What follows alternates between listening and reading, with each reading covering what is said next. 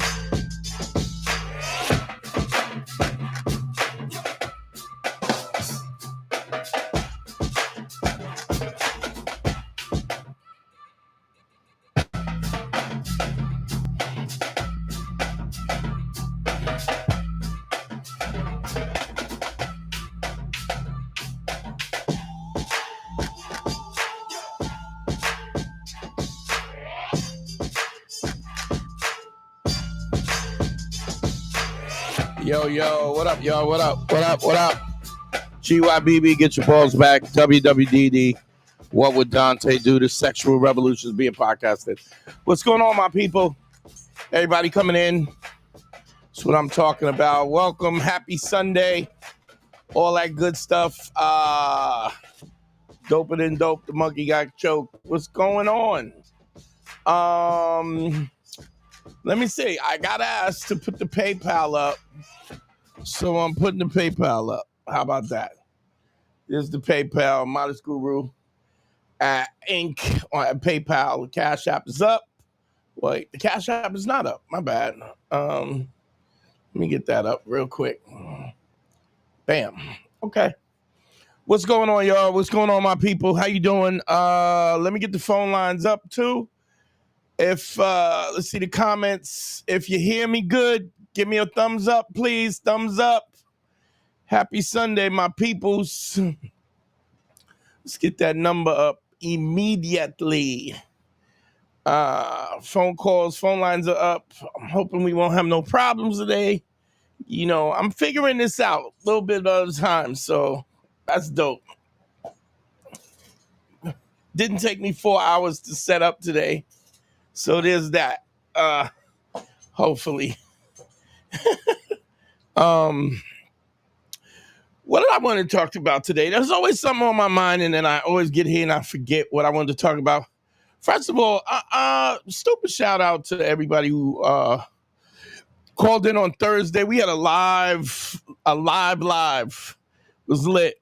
A lot of questions. We ended up doing like 2 hours, so that was dope. But there's something in specific I wanted to talk about is what I find. I went through some stuff this weekend where I had a good friend of mine who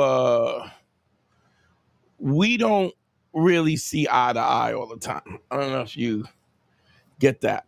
And I'm in a situation where as you progress, this is something that I think you gotta you have to understand as you progress. So the great thing about practicing ACE, the great thing about moving on this path is that life gets easier, right? You find that all the little things that you used to do, the problems that you had before, just don't really happen in the same way. And I feel like a lot of that has to do with the fact that you are moving with intention.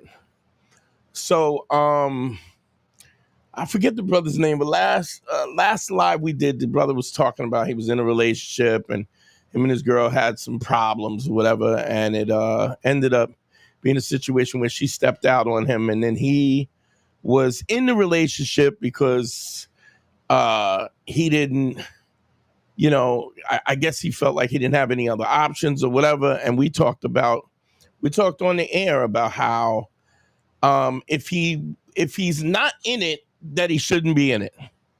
And when I asked him, why are you in this relationship that you're not happy with somebody that you don't trust, he didn't really understand. He didn't even have an answer for that. And one of the things that I said was, you should never do something that there should be no actions that are not existing intentionally, if that makes sense. That you should be in a situation where everything that you do should be a thought out decision, because if it's not, what ultimately happens is you are in a situation where you have no idea what's going to happen, what you're doing, why you're doing it. So you're kind of in a boat, just going along with no oars, heading for the falls. And a lot of times people will procrastinate because there's situations where you just don't want to make the decision, where the decision that you have to make is too powerful or too difficult, and so you want to avoid the position. What I find moreover is that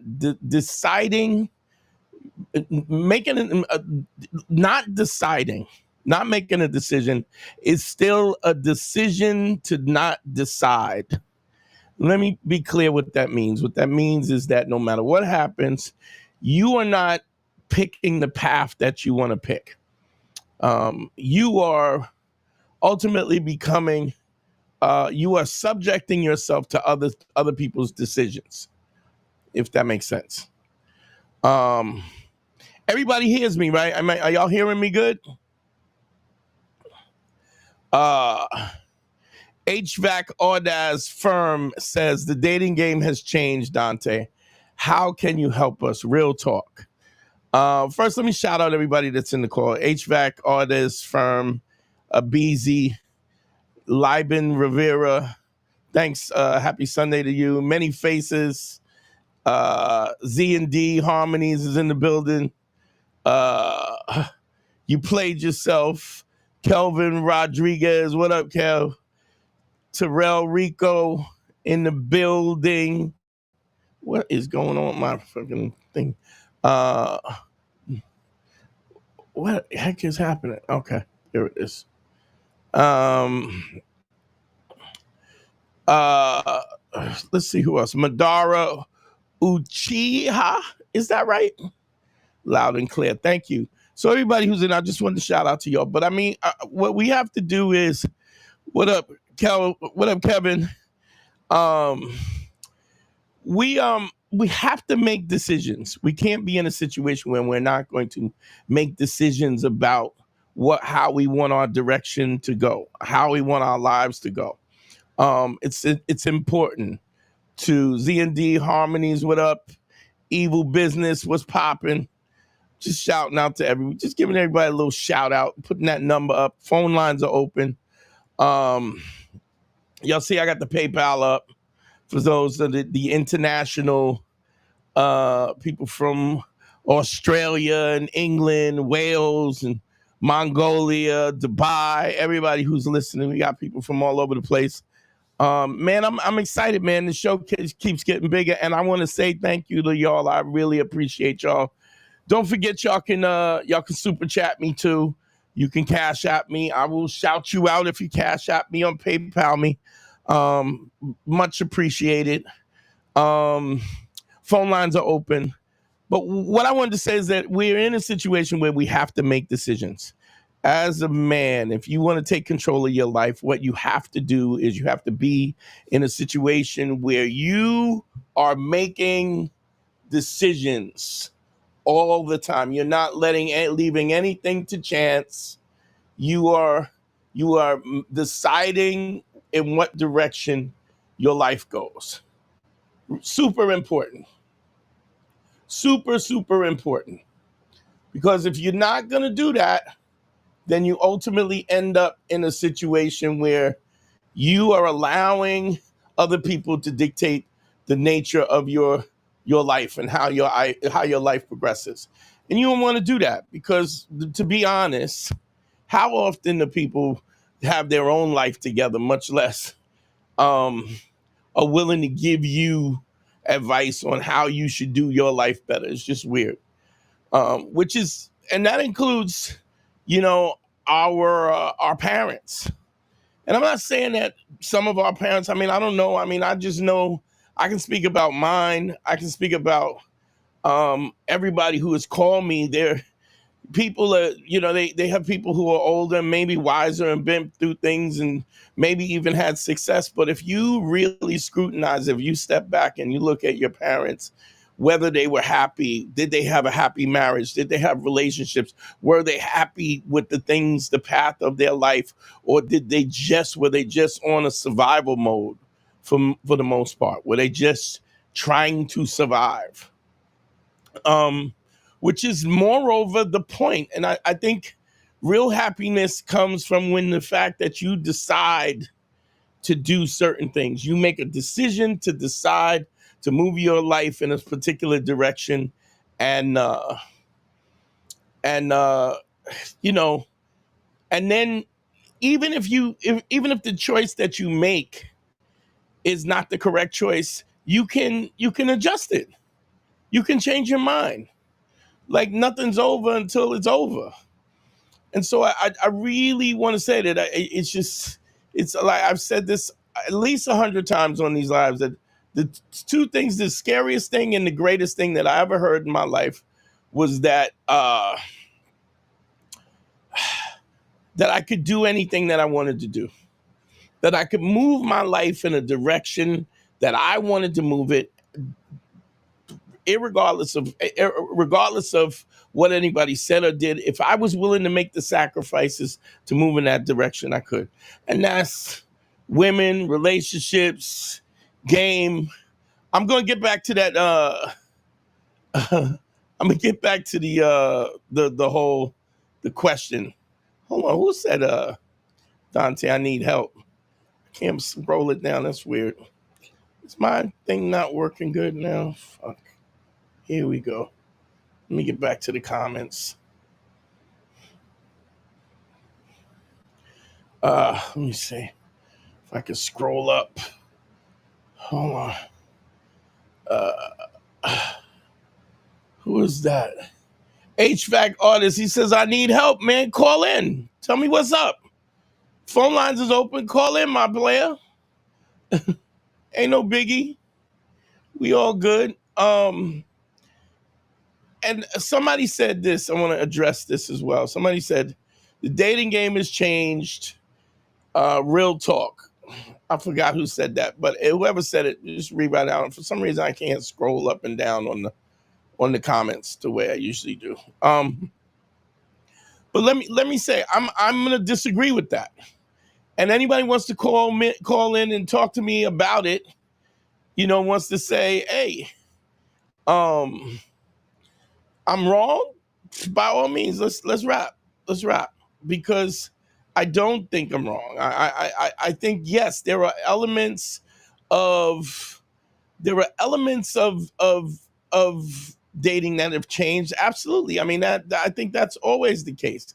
But I will say that the basic principles are the same. No matter what you say, I understand that there's social media. I get there's social media. I get that there's dating apps. I get that there's women who all of a sudden now nobody wants to talk on the phone, right? That's a whole thing now. That's a whole ass thing now. Nobody wants to talk on the phone.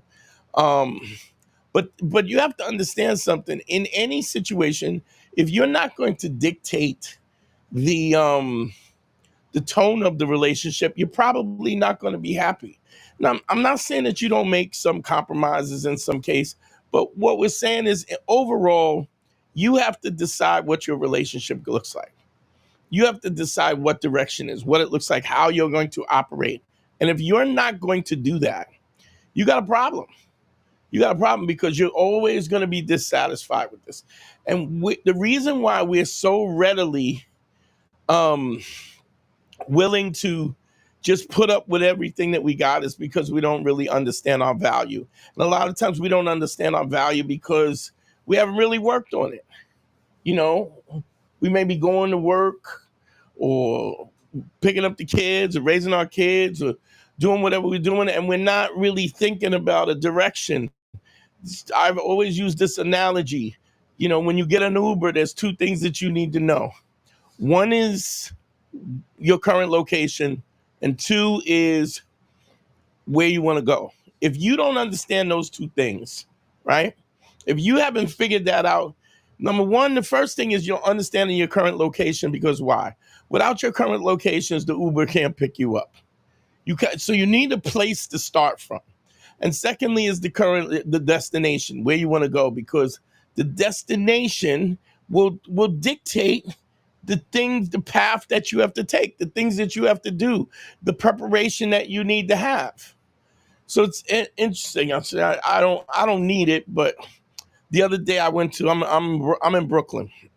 The other day I went to get the Junior's favorite cheesecake, famous cheesecake. Now, something as simple as getting a piece of cheesecake.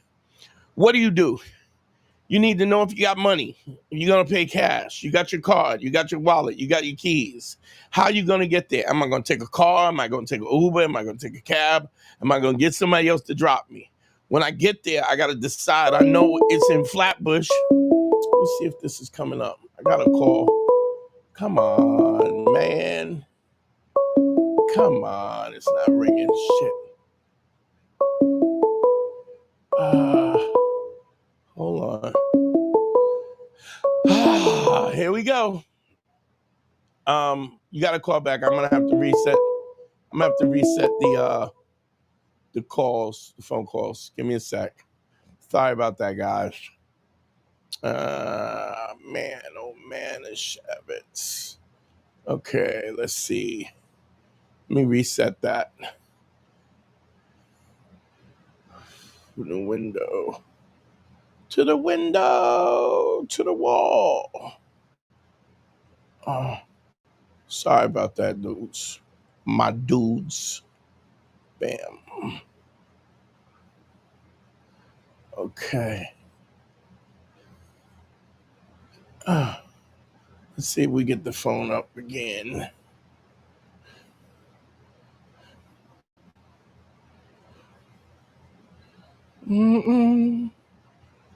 Okay.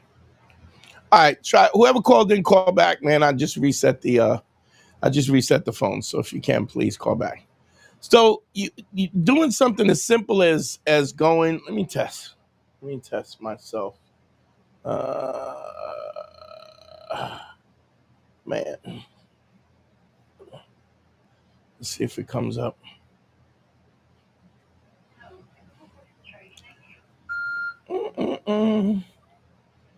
Let's see if this comes up.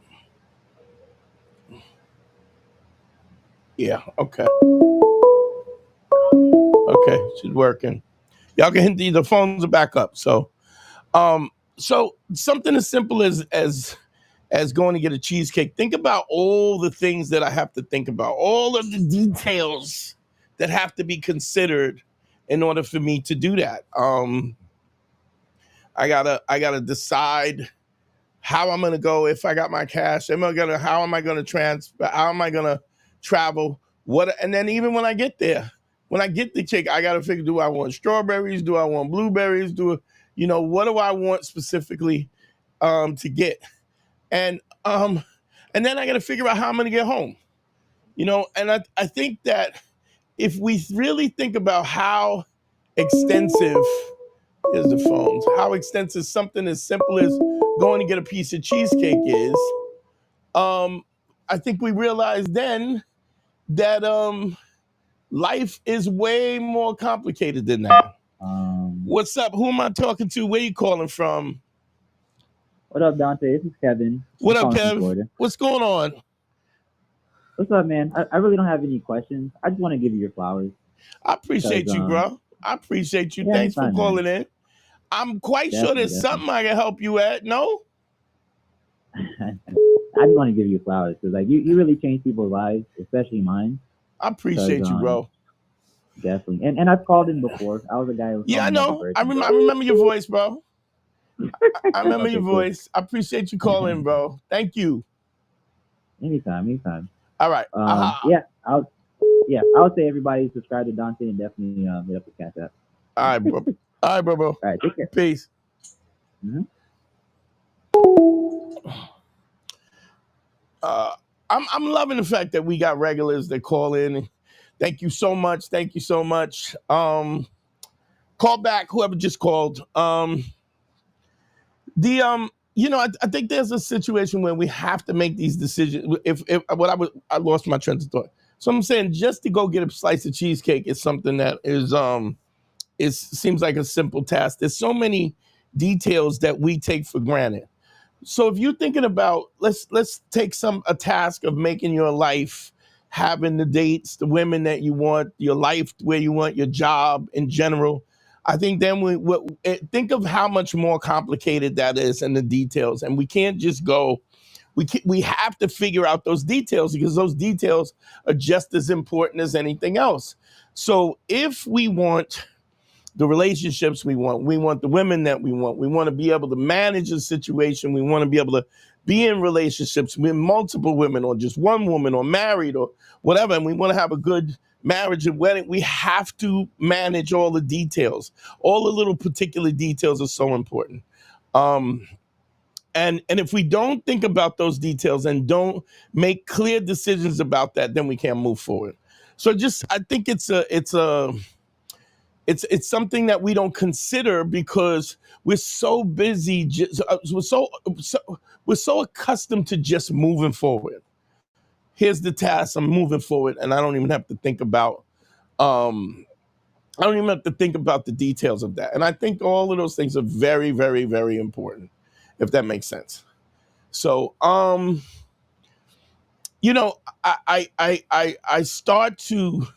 I shudder when I hear somebody call in and they are reacting on this emotional level with no intention and with no real thought on, what am I trying to accomplish? What is my point of reference? Where am I trying to go? Because that dictates everything. I know, I'm trying to, I'm old, but I'm trying to stay in shape, trying to lose weight, trying to get to where I want to be, the best version of myself. And I probably shouldn't have been going to cheesecake. But if I had thought about that first, then I probably wouldn't be talking about going to get cheesecake. But, my guilty pleasure. So, let me see. Yeah. So it's a thing I think you have to think about on all levels whenever you're moving forward. Phone lines are open, 929-269-4922. Call in. Lines are open. I know we had some people. I'm trying to I can do this thing now. Good. HVAC Audis says he needs help. Call in. I'm going to get back to this question. Happy Sunday. The dating game has changed. Okay, this is HVAC Audis. The dating game has changed. How can you help us? Real talk. That was one of the first ones one of the first comments I got since we started doing this live. So what I was saying also is yes, I do agree that there's different elements to dating, but it's all manageable. Like I say something often. I say true wisdom is the understanding of underlying concepts, how they relate to situations that seem irrelevant but really are not. And if we Jason, and I got a really important question. To accept, press 1. To send a voicemail, press 2. What's your name? Where you calling from? Yo, it's Dayton. I'm calling from Canada, Montreal. What's going on, Jace? How you doing? Doing good, man. You know, you and fucking Patrice saved my life 10 years ago, and kind of on that game, and I need some advice for the first time in a long time, man. Well, that's good. Let's go. What can I help you with? All right, so I lived in a city with less than 1 million people, super small, super hard to kind of do that. And then I moved to Montreal where it's like millions of people, and it's a huge dating transition. I went from like used to, you know, it's a boring city, so we just hook up because there's nothing to do there. And now I'm going on all these dates, and girls are a lot more slow. But I found this one girl who Stop. When you say slow, what do you mean? I mean, like, I'm used to begging on the first date, and then we're fuck friends for like months. But now it's like 2-3 dates until I get the prize, you know? Now, do you think that's because it's just different because of the amount of people around, or what are the opportunities, or what is why do you think that? My big thing is, so when I was in Winnipeg, I was like big fish, small pond. Like I had a really nice GT. I take a girl out. She sees the car. You know, I take her 270 on the freeway. She's like fucking, she's already wet. Here, right. They're like, oh, I want to go to a museum and this gallery. Like there's so much shit to do in this city. Right. They don't want to just come smash, you know? Okay. But there's this one girl that I've been talking to, and we hooked up, and she's telling me how her current fuck friend that she was upset that he wouldn't message her back all the time, wasn't giving her that aftercare. So we hooked up. And then I actually flew back home to visit my Oma for her birthday. And I messaged her a couple times out there, but not. And then since I got back today, I don't really know how to hit that message back to re-engage her because my fuck game was off games. It's been a few months since I banged, and my fuck game's never usually that bad. So I know that's part of it on why she's not so engaging. She replies, but not like she was before, you know? Okay. So I'm just trying to figure like what's the best way to hit her up now that I'm back in the city. All right, so there's a few things here, right? Is your intention to just smash and dash? Is that your usual intention? Usually, yes, but it depends. Like I usually smash and then I fall in love with the girl after a couple months, and it's the whole karate class thing. Okay, I've kind of taken that to a T. All right, but here's my thing with that, with even that, right? You say it's just about smashing. It's for the most part, but what I'm saying is, yeah, okay. Initially, we want to have. Sure, as a man, we want to have sex, right? But the bottom line with any of that is, if a woman has more to give, you want more of that. I mean, so the intention. 100%.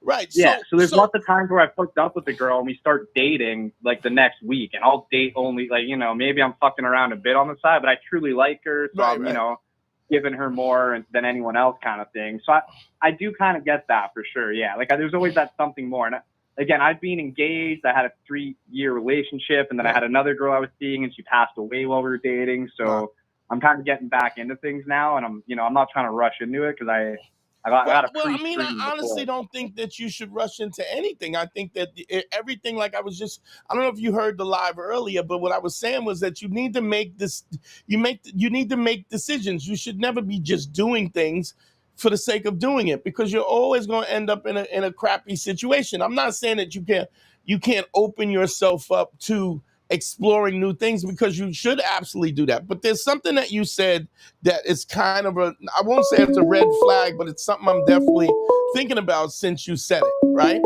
And that thing is that you said, oh, usually I show them the car, I had the GT, blah, blah, blah, blah. But to me, it's almost like I feel like you're leaning on the fact that you had this car, right? Which is, go ahead.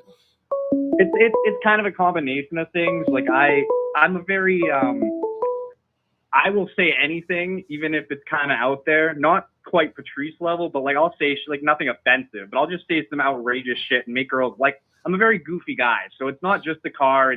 like they're laughing like half the time we're together. Like I'm making jokes, we're like teasing her, flirting. Right, but So there is that whole here's other my side. point. I guess what I'm saying is I think that you have an appeal that you're not aware of. You understand what I'm saying? Like you don't really know where your secret sauce is. I was fat, cross-eyed, braces, ugly. Everyone in my high school made fun of me. I didn't get hot until like 22, 23. So I kind of have all that bad self-esteem deep in there, you know? Okay, so but then what we need, you have to fix that stuff. Like you can't just leave. You just can't leave the bullet in. You got to get the bullet out. You got to clean the wound, and you gotta move forward. Now, let me say this. I don't know. Have you been listening to my lives, or is this the first time you're coming in contact with me since Patrice and the Black? So I've listened to all of Black Phillips. Mostly the last 3 with Jeffrey because that's where the magic happened. I've listened to every Blaze Phillip from 1 to 600, whatever. I'm back on the first few now just to go through and, you know. All right. So you do know that there's a lot of things that I've denounced. It's one of the things that I've denounced was Jeffrey. I mean, Jeffrey ended up being a real fucking liar and a piece of shit. No care. Yeah. So I didn't listen through all of them through to through. So I'll have to kind of get it doesn't even matter. But let me explain to you where we're at right now. You need to be more intentful, right? You have so first thing you're saying to me, there's a few things that are in that are in place that are taking me for a loop. First thing you said to me about your car, right? Second thing you said to me was that you were kind of fat and cross-eyed and whatever, and unattractive and stuff like that. And so to me, all of those things denote a self-esteem issue, right? And so even if you were getting laid or whatever, the bullet's still in the bullet hole. Those you still got infection. We need to clear that out because real game is no game. Meaning you got to be who you are. So if you're fronting or you're faking about how you feel as though you bring value to any relationship, that's a house of cards that's gonna fall. Because deep down at your core, you don't even believe you're worthy. So even when you're getting laid, what's happening is you're getting laid, but you don't even really believe that you can pull it off again. So you feel good about it, but it's sort of like, it's sort of like how they say how crack is. You get that high, and then you keep trying to get that high because you don't really believe that you deserve what you're getting. And then you move to a place. And I'm glad you said that because I do want to mention this. I've hooked up with over 100 girls, but over 90, maybe 80% of that was dating apps. So that was the whole but dating apps, part of the reason I moved to a big city. So but hold on. So let me just say this one thing. The part of the reason I moved to this big city is now I'll actually go out in street on the bars and I'll actually talk to people in real life. And that's a huge transition for me. So that has helped my confidence, but for sure it's a work in progress right now. Okay. So here's the thing. I don't know if you know I do one-on-one consultations, and this is way. I was gonna book one actually. I have your Patreon now, so I was thinking about booking one. Yeah. This is way deeper than we think. There's a lot of things that are going on, and I also think that even in the context of all of that, we are. But let me just give you since everybody's listening, and there's a lot of guys that are in the same position that you're in. So let me explain something to you. You have, first of all, as I'm talking to you, right? You're a personable dude. You are already kind of exhibiting that there's a certain level of confidence, and you're saying you're goofy and you're kind of funny and stuff like that. So what I'm saying is that in itself is something to be proud of. You understand? This is innately part of your personality that is intricate and very special to you. And the fact that you've been able to knock down over 100 girls with that, you see, what you have to understand is, and I understand that you have this low self-esteem because of what you were, but you have to get to the point where you understand that you are not who you were, right? And the simple fact that you've been able to knock down close to 100 girls, right? Nobody gives you anything for free. If women are in love with you, they're in love with you because you're lovable. If women are interested in you, it's because you're interesting. There's no other way to get that. Nobody gives you anything for free. Does that make sense? Yep. No, 100%. And I so feel that. I think you're just not really recognizing. First, what we need to do is you need to book a consultation with me. I already Because got that written down on my calendar. I'll be booking it for this week. okay, and so that there's one part of it there is that, but we need to get to the point where you understand that what your perception of what's going on is just not reality. There's no way that you can knock down 100 girls, right, and not have something special about you. Does that make sense? Well, no, exactly. And I was used to dating like uglier girls, but I've been dating like my ex looks like Margot Robbie. Like I've been dating actual hot girls, But and I'm I telling know you, that it doesn't. What people think, and there's a whole thing that I talk about laying the 5 bricks and stuff like that.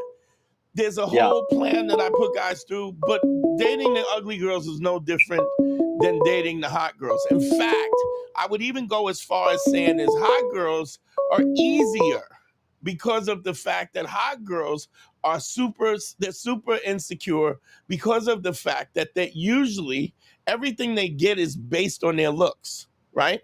And so the minute you're not impressed by their looks, they don't know where to go from there, if that makes sense. And I always challenge them on that. I always challenge them on, okay, you look hot, but like what else is going on? So I feel that. Yeah. And so what I'm saying, this perception of people who haven't had experience, or even that people that haven't had experience, if you haven't really laid out all the data and said, well, what is really going on here? It's hard to know what your secret power is, what your X-Men power is, what you do well and what you don't do well, and what you need to fix. So you know what I'm saying? So I just think that there's no easy answer, but at its core, I think when we are being the best version of ourselves, right?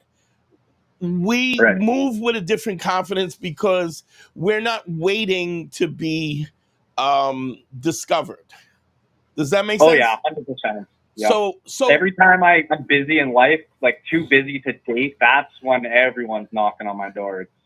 Well, I mean, so there's a lot there, but we need to dig up that other stuff that's underneath there, that other stuff that gives you that doubt and question. And I'm not saying that we all have it at a point. There's always moments but when you are currently working on yourself on a day-to-day basis, when you're putting out a product that you know is a good product, absolutely there's going to be a difference in perspective in how you approach and how you walk. And it literally it comes into the way that you talk, the way that you walk, the tone of your voice, the cadence of your voice. It's real crazy. I was counseling a dude, and he was good looking dude. Dude was like 6'3", and he was bouncing around. You know what I mean? Like, he was in the bar, and I just happened to be in the bar, and I'm just sitting on the side observing, and he's talking to this girl, like it was a comic friend of mine, killed on stage. The girl was clearly enamored, but he goes over to talk to her, and he's leaning over and he's bouncing around. You could see in his body language that he was unsure. And I called him. I said, yo, come here. I said, listen, place your 2 feet shoulder length apart, stand up straight, and project your voice. Stop bouncing around like a squirrel. Nobody thinks that. Women think squirrels are cute. They don't think that they don't feel safe around squirrels. Do you understand what I'm saying? So even the body language, the movement translates a certain level of confidence. Does that make sense? Yeah. Oh yeah, 100%. And even when you say to me that, like there's a smaller, it's all the same shit. I mean, I know that we all think that it's all different. The hot girls, the big girls, the small town, the big, you know what I'm saying? But we're talking about, even when I've heard people say, oh, I live in a really small town, it's only less than 1 million people. I'm like, yeah, you only need 1, right? You're just trying to get 1 tonight. You don't need 1 million, So yeah, that's fair. Hit me up as soon as you can, all right? Yeah, I will. I'm gonna book it right away. I appreciate you. I appreciate you, man. Thank you for everything, all over the years. All right, cool. I think I'm gonna have to reset these phones again, Jesus, because it's not. I'm not seeing it. Sorry, my peoples. Yeah, I gotta reset the phones again. I don't know why we're getting so much difficulty with this nonsense. It gets on my nerves. But yeah, I want you to understand something that is, if anybody understands what a poker tell is, right?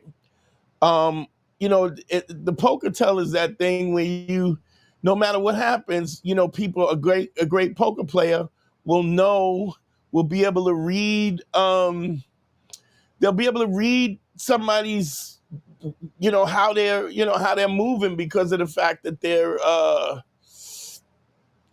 because they can't, because it's obvious that they see it. Jesus, why does this keep going off? This is weird. Hold on. And I took the phones down. This is weird. Hold on. Something's going on. Man. Hold on. Let me see. Let's see if this is coming up. I'm sorry. We're having a little technical difficulty. I don't even know where this is ringing from. This is crazy. Hold on. Let me see. It's not showing. God damn it. Oh, boy. Let me get this all off. Oh, boy. I'm sorry, y'all.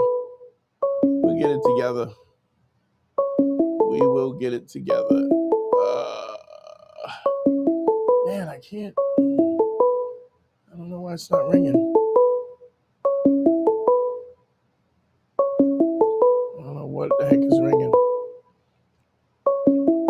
Let me see. What?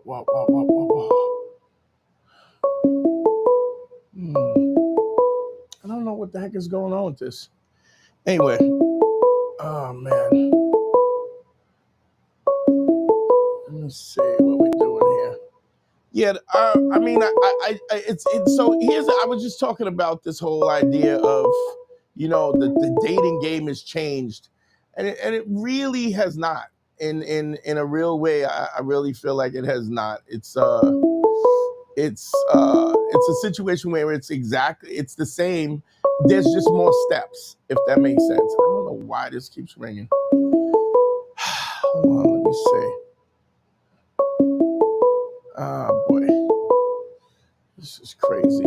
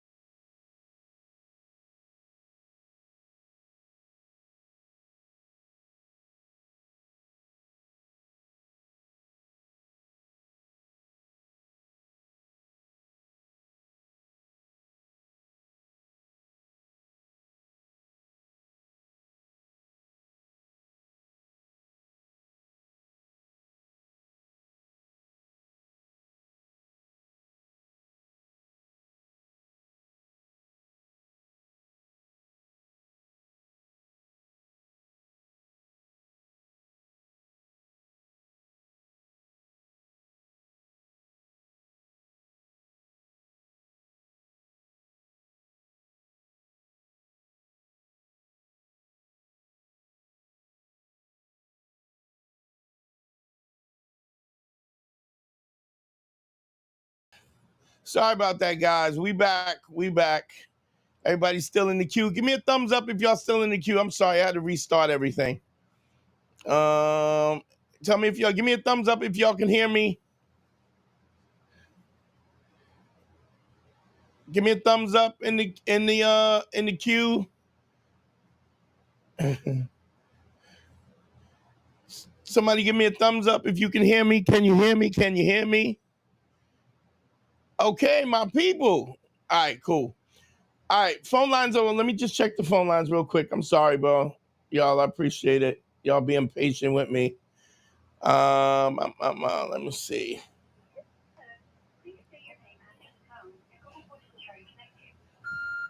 Dante. Let's see. All right, let's see if it comes up.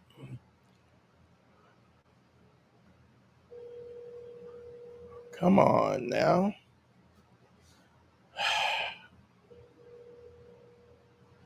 Oh, shit. Here we go. It's not coming up. I'm sorry, y'all. Let me try 702.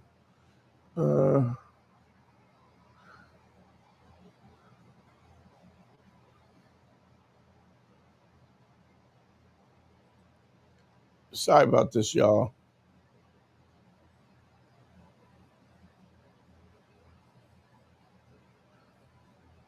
Come on.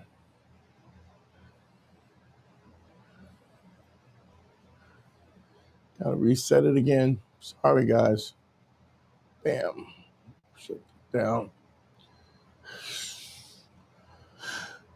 This is not a good day.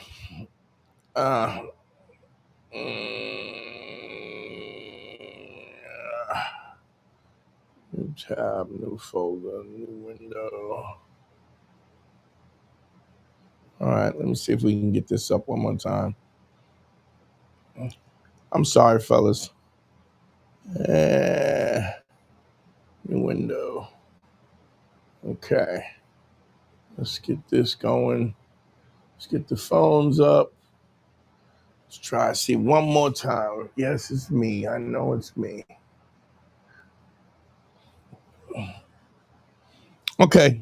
I think we're back up. So let me see if I can call that brother to call me 7 times. He's got some shit going on we need to deal with. I feel like this is going to be a good call because we need to talk to him immediately.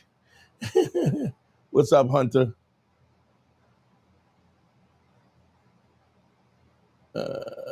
Okay. Let's see.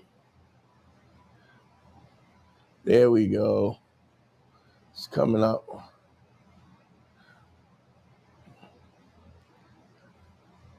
Let's see. I don't know. Here we go. What's going on? It's Dante. Hello? Hello? Hello? Hello? What's going on, Dante? I'm Caesar.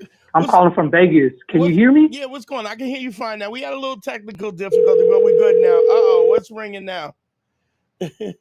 Some bullshit. You good, bro? Hold on. Give me 1 sec. Call has been forwarded to an automatic voice message system. Okay. 702. All right, we're going to cut that one off. Caesar, can you hear me? Caesar, can you hear me? Of course. Dante, I want to give you your flowers, man. I've been listening to you since Black Phillip and then Beige Phillip and now Man School 202. You're killing it, bro. I appreciate you. What can I do for you, bro?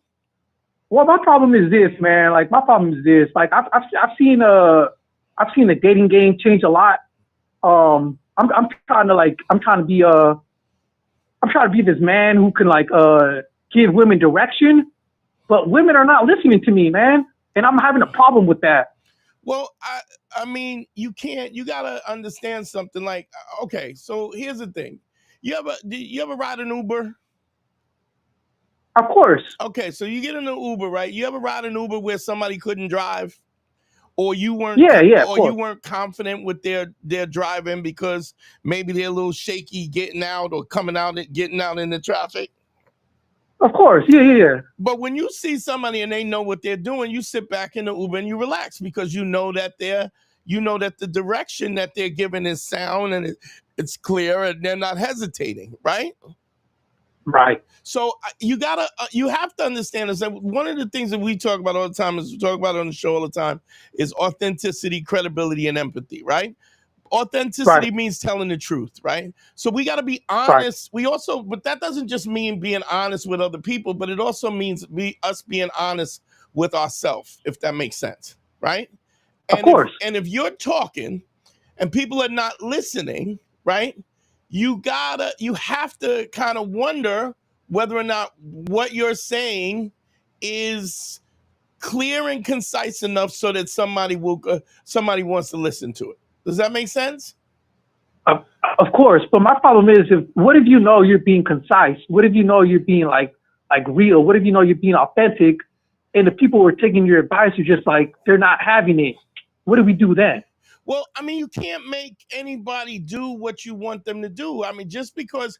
So here's another good principle, right? How should I put this? Like you can't make somebody do what you want them to do. But one of the principles we talk about all the time is that you never let anybody define you, right?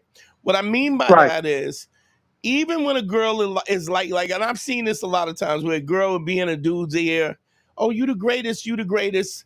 You can't even, I mean, I'm not saying you can't listen to that and you can say thank you, but if you're the core of what you're doing, right, is that the fact that you're getting validation from somebody else, right, clearly makes you susceptible for what happens when she doesn't like what you're doing, right?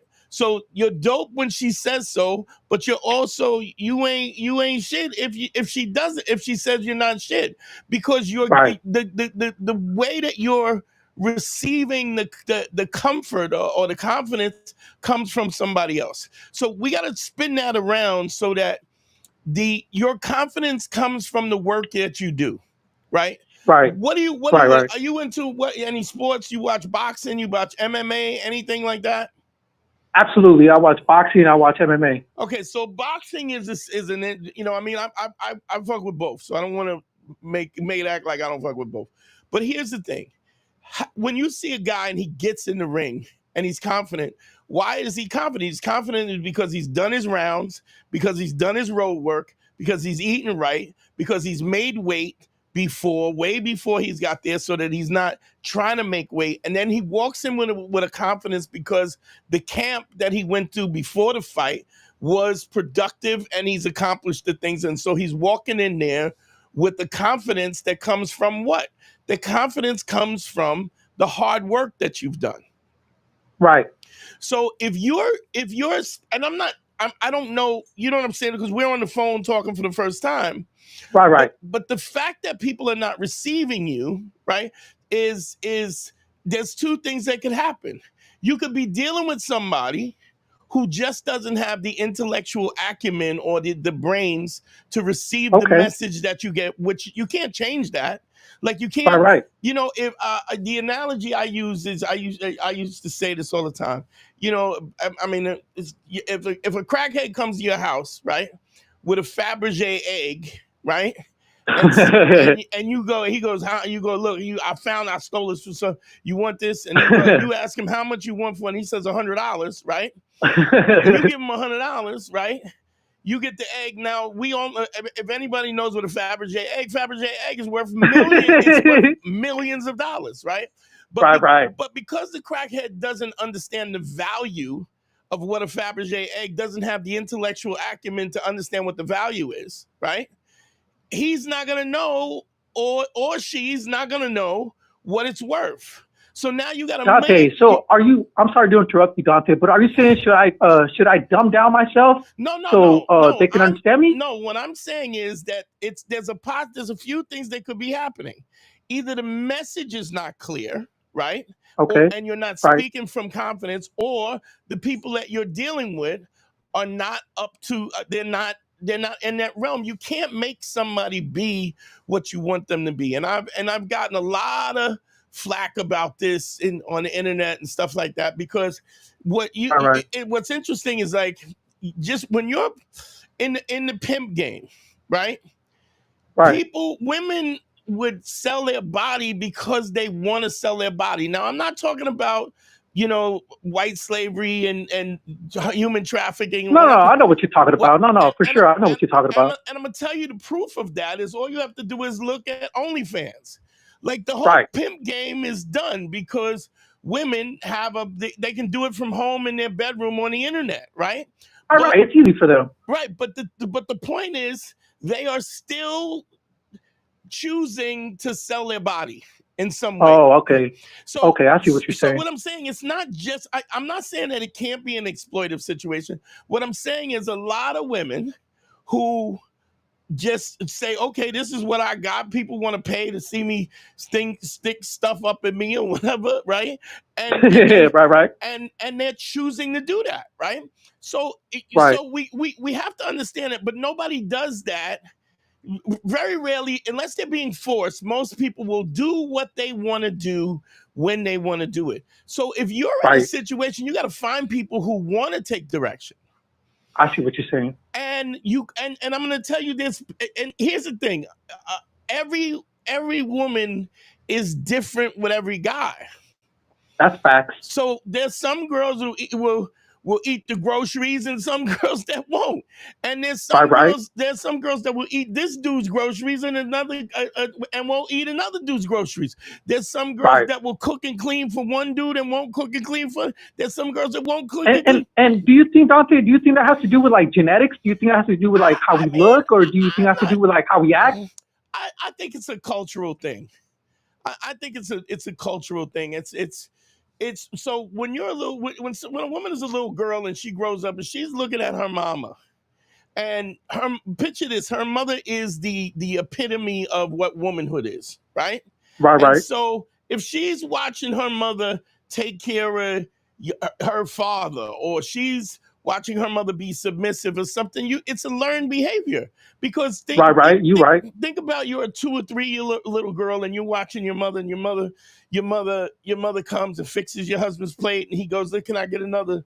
I'm thirsty," and she runs and gets some. "Oh, you want ice with that?" And if a woman sees that, right, it just becomes part of the culture. It's just like this is why you get a lot of passport bros that go to Colombia and go to Dominican Republic, because part of they go to fucking Philippines and shit. Right, part of the culture of the Dominican culture, Spanish culture, is to take care of their man at a base level.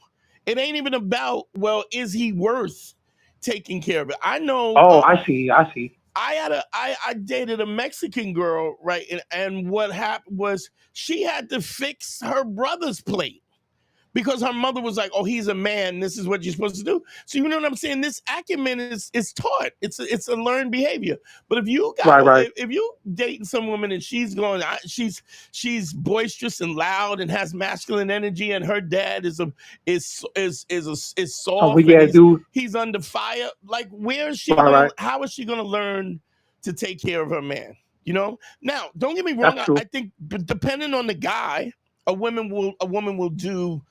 Well, like I say, every woman acts a little different with every woman, like with every man. Right. It's so you're saying like it depends on me. Like I have to bring up, like I have to pretty much tell, like, hey, this is what I want from my relationship, and you got to do with. Right. And if somebody's not willing to do that, then you got to move on. Okay. But you got to first, you have to first present the best version of yourself. Does that make sense? And how do we do that? Well, here's the thing. And so again, I do these one-on-one consultations, but a lot of it, if you listen to that or you sign up with the Patreon, a lot of stuff I teach. But one of the things we start with is laying the 5 bricks. We start out by laying the 5 bricks. Laying the 5 bricks is with just a simple task. This is the first phase of everything that I teach. It's the foundation of everything that I teach. It's the foundation of a culmination of Black Phillip, Beige Phillip, and I found that this is the most effective, where you go out and you take and you compliment 5 women a day, right? The compliment has to be non-sexual, it has to be honest, and it's not just the women that you want to have sex with. It's all women. It's all women. Like All women. it don't matter who it is. It's all women. Right, because what that does ultimately is it gets you more social. You get a see. Okay. See now, here's so I got to find a better way to explain this. But there's a what kind of business you in? What do you do as for a job? I clean so I work at a casino. I'm in Vegas. I work at a casino and I clean carpets. So I'm around Okay, I'm all right, around women all the time. Here's the thing. So let's say, for instance, you and I just even now, right? Let's say you're not in Vegas or whatever, but you just said to me, yo, yeah, I clean carpets and stuff, and I have my own business cleaning carpets or whatever. Now let's say, for instance, if I have a house and I need my carpets cleaned, I go, oh, word, do you do, like, we're casually talking. I go, oh, you clean. Okay. What do you do? Do you do private homes? And you go, yeah, I could do that. I could set that up. I go, man, I had a guy that used to come in and clean the carpets, but he doesn't clean them anymore. Maybe we could work something out. Now, understand that business transaction is really not transactional. It's because you didn't call me and solicit me Right. I'm asking you. I just like, oh, wow, this is a good guy. Maybe I can give him some business. Maybe I'm having problems with my regular carpet cleaner, so let me get this dude. Do you understand how the nature of that is different than if you call me up and you solicit me with your business? Hey, my name is so-and-so, and so I clean carpets. I'd love to come in and maybe clean something for you so that you can see where I'm coming from or whatever. Do you understand the difference in that? Absolutely. Absolutely. Okay, so my point is this. When you're laying the 5 bricks, I'm making that point to make this. When you're laying the 5 bricks and you're paying a woman a compliment, so you're being social, right, with this person in a way that you're not even allowed to get the number on the first phase. Like, even if all I want you to do is go out and play 5 compliments a day, every day, to an array of different women. You have to do it every day, right? And you're not allowed to get the number. Now, the thing about not getting the number, what makes it important is it makes the compliment non-transactional, because you know already that you're not supposed to get the number anyway, right? So there's nothing at stake, or at least there's as little at stake as possible. You understand? Because I see what you're saying. Yeah. You're not looking for something in return. You're just paying the compliment and move on. I'm not even asking you to get a response back. If they respond and say thank you, that's fine. If they don't, you did your part. Does that make sense? Okay. Yes. And what that does is it teaches you how to communicate non-transactionally. Then we go through each phase. It's kind of my version of wax on, wax off for getting ass. Because what happens is you get comfortable talking, right? You don't you start, there's so many things that you recognize from that. And one of the things is that it's non-transactional, and because it's non-transactional, it's the same way that if when I asked you what do you do and you said you clean carpets, and now we might have a business transaction, it's the same thing. If you are soliciting me, then my guard goes up. And once my guard goes, it makes it makes more difficult for you to sell the product. Make sense? Right. Whereas so what you're essentially saying is, like, don't go up to a girl and be like, hey, you fine as fuck. Like, go up to a girl and be like, hey, I like your shoes. Your shoes are fat. Like, I like your shoes. I like your outfit. Whatever. It just should be, but it'd be one. You start out with just the compliment and you keep moving, and then the phase comes on. Look on the thing. Look, you see, are you watching it live or are you just listening? No, I'm watching it live. All right, you see on the thing it says one-on-one consultations, DanteNero.com. Book a session with that, and then I'll explain it to you. I'll put you on the plan, and we'll get you where you need to be. Make sense? Hell yeah, I appreciate that. Hell yeah, I appreciate that, Dante. I appreciate you, man. I appreciate you taking my call, and I've been listening to you for a while, Dante. I appreciate you, man. All right, brother. Let me go. I got a bunch of calls coming in. All right. All right, Dante. I appreciate you. You have a great day. See you later. Later, brother. Hell yeah.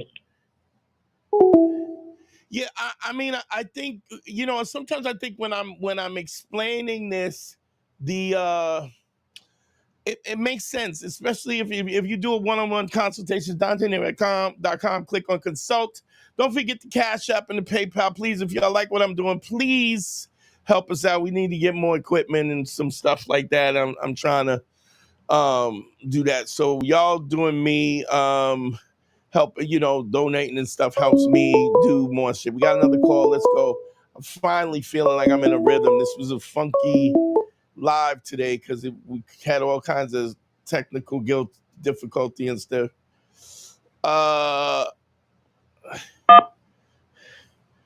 Yo, what's your name? Where you calling from? Yo, it's Francisco from Cali. What up, Francisco? How you doing, bro? I'm doing good. How can I help you, bro?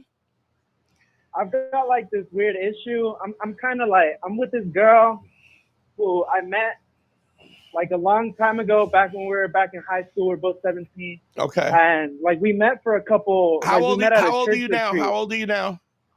I'm 23. Okay, cool. So it's been that long since we've seen each other. And I met her about a month ago. And now we were kind of dating. We were like, I fucked, we've been fucking, and now we're just talking all the time. We don't really go out on dates, but we kind of play what I call play house. Okay. Which is kind of like I'm at her place, she's at my place, and all we do is spend time with one another and cook. But I went a little crazy one night. We were drinking hella, and I kind of was like, I don't know what compelled me to go through her phone, but I was looking at a bunch of food and whatever, I was just like, all right, like, what the fuck is up with this, And then she's like, you shouldn't have been going through my phone. She left for a bit. I don't know what she got mad about. Well, she got mad at you because you went through her phone. Yeah, I know. But I mean, you can't say. Hold on, you can't say I don't know what she got upset about when you went through her phone. I mean, it's not like I know exactly why she got upset. You didn't grab her phone while she was holding it. Oh, let me see that. I want to go through your phone. You didn't do that, right? Nah, so absolutely again, not. this is what I'm talking about when we talk about being honest. Right. Big shout out to Shahid Campbell. Thank you for the $20, bro. I appreciate you. Thank you, brother. Thank you for the help, little financial help. I appreciate you. But let me say this. So you create a situation. You're creating things are good. You start digging. You should never dig in nobody's phone, right? Let me ask you this. Are you talking to anybody else? I was talking to a couple people like during, but then I was like, you know what? Like after a week of dating her, like food, and she came over to my house and was like, oh, you got an empty fridge, and spent like almost $200 and just filled that shit up with food. But then the next day was like the next morning was like, I don't want like to be in a relationship. When did you tell her that? Kind of what? Did you tell her that? That's what she told me. I kind of did want to be in a relationship because I had been single for a little bit. So I was like, I think this is cool, right? I wasn't like, oh, I'm ready, but this kind of happened. Okay, she bought me a guitar. Okay, stop. A lot of stuff. Stop. Okay, she sounds like a dope chick, but if she doesn't want to be in a relationship, like, why are you trying to force this? It's my own I would say my ego, my insecurity. Exactly. Absolutely. Right. But here, let me ask you this. What is ever attractive about your own insecurity and your own ego? When is a woman ever said, man, I wish this guy had more ego and more insecurity? They almost don't say that. They like the rudeness. They never say that. Not only that, that's the biggest thing. That's the biggest problem. Anytime, as soon as somebody feels as though they're in a situation where you're with somebody who is not confident enough, it's the biggest turnoff in the world. And the fact that you went through her phone, first of all, you got no right going through her phone when she's clearly said she doesn't want to be in a relationship. So what she's saying, something in my stomach was like, man, why? Right. And so are y'all still kicking it or no? She came back after a few days, and I told her, like, you kind of made it seem like you wanted to. No, stop. I didn't. Let me tell you something. I told you I didn't want to be in a relationship. Exactly. What I'm saying is, it doesn't matter the fact that she could like you. Look, let's be honest. When you hook up with a chick and you sleeping with her, right? You don't fuck her any different whether you love her or you don't love her, right? Well, I think that I'm starting to love her a little bit, and my sex ain't the same. Like when I hated her, I just fucked the shit out of her. Yeah, but now I'm kind of like, dog, this is your feelings are your feelings. She has made it clear that she doesn't want a relationship. First of all, I would say this, without a doubt, anytime you're in a situation where a woman you're dating a woman, you're sleeping with her, trust me, if she wants a relationship, she's gonna let you know. I've never been in a situation where a woman was with me or hanging out with me or hooking up with me or whatever, and she wanted more that a woman doesn't say, I want more. Am I right? yeah, she was constantly telling me, they never do this for me. Why didn't you treat me in a certain way? But why did you listen until she says verbally, hey, what are we doing here? I want a relationship. You ain't got a relationship. You know what, Dante? I didn't get to that part yet. That was about 3 weeks ago, and she came back and I was like, well, this is kind of what I want. I'm in a good job right now. I have a couple years until I go out. Wait, when you say kind of what you want, what do you mean? You want a relationship? You told her you want a relationship? I told her I wanted a relationship. Yeah, dog. And I kind of pressed up on her and I said, well, I really like you being here and all, but, I don't know if you want to leave, but you either gotta go or you kind of gotta stay. But yeah, that's crazy, dog. That's crazy. I mean, listen. You know who has to go? You gotta go. Like if you can't deal with this, if you can't stay in the lane that she wants you in, if you're gonna push this, the only thing you're gonna do is run her away. The fact that you went through her phone is already gonna run her away. And if she's still back, if she's still feel that. And if you just keep doing what you should be doing, but you know what? You should be out there dating and doing your thing. Because if somebody says to you, I don't want a relationship, you got to believe them. Like what? Yeah, that's true. And for you to do that, it just shows insecurity and it makes you super unattractive. Do you understand? I have a sense that I kind of came back from that. We still go out, and she doesn't just stay over. She stays over for days, like her days off. And well, then shut your mouth and enjoy it. You got to understand something. If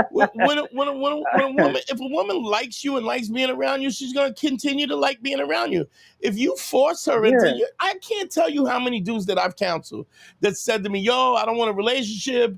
I just want to, or even better, I have a girl, right, that I really like, right, but I still want to sleep with other chicks, right." And I still feel that, yeah. And I would say to them, okay, well, you just have to find somebody who, and I have counseled them to the point where they had that situation, where they had their girl, and then the girl, and they wanted to, they still had the permission, like I shouldn't say permission, but they basically set down the boundaries that they could still sleep with other women. And most of the guys, I would say 85% of the guys it's sleeping with other girls. Because it's the idea of the fact that I can more than I really want to. Yeah, in my mind, I kind of thought that, like, why am I saying anything when this girl comes over? She cooks for me.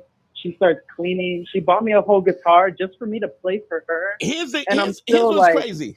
If you're looking at the comments, I'm gonna say this to put this to the comments.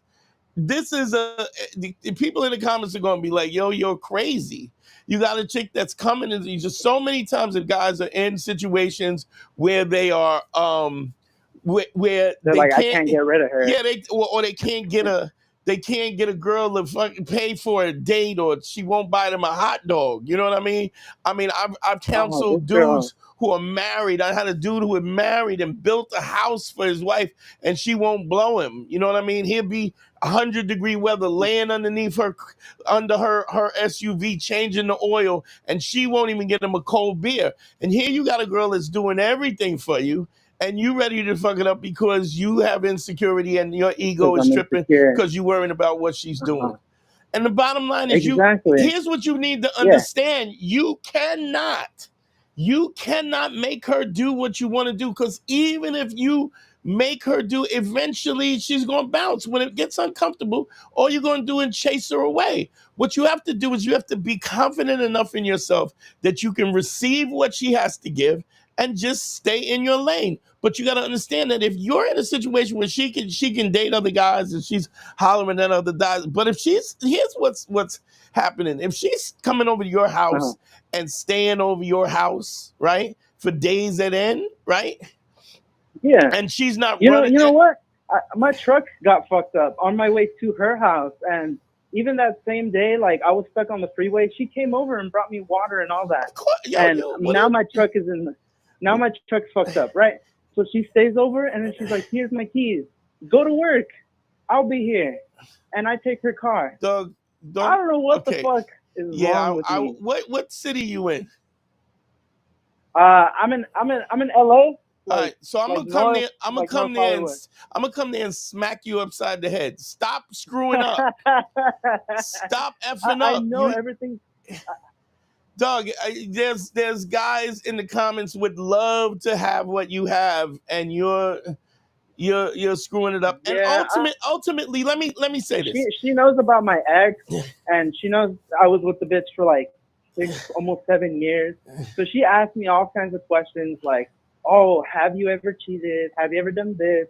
And I'm like, "Well, yeah, I did." And she's still rocking with. Look at the you. Are you watching still this? Rocking with me. You see what Logan Scott said? This guy struck gold and doesn't even know it. Oh my god! And I'm in a good job right now. Like I work in audio, like audio mixing, and I've got 3 or 4 years until I go out on tour.